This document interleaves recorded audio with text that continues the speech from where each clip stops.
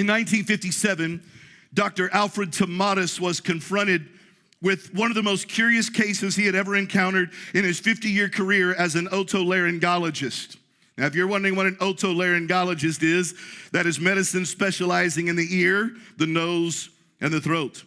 A renowned opera singer had mysteriously lost his ability to hit certain notes, even though these notes had been well within his octave range for many years.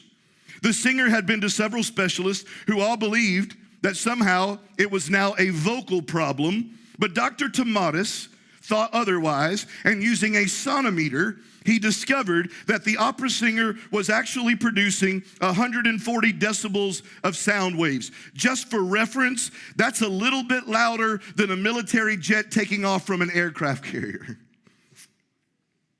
That discovery led to the accurate and surprising diagnosis over the next 3 months. Listen to this.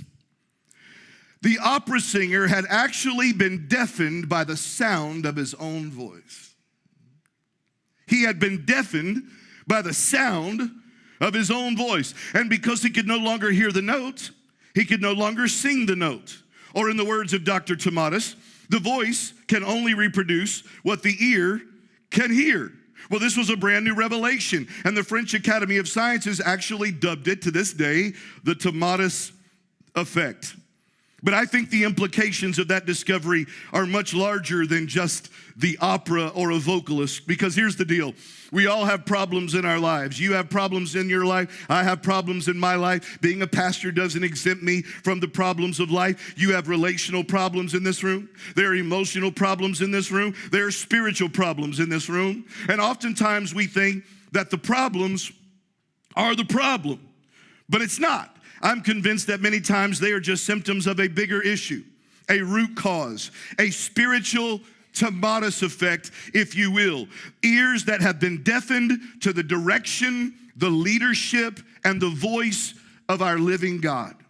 I think there are many things that contribute to us being deafened to the voice of God. I think sometimes we're deafened by the sound of our own negative inner voice. One university at Northwestern did a study and a research with 4,000 people, and they found out that 85% of all of our inner dialogue is negative. We talk to ourselves all the time.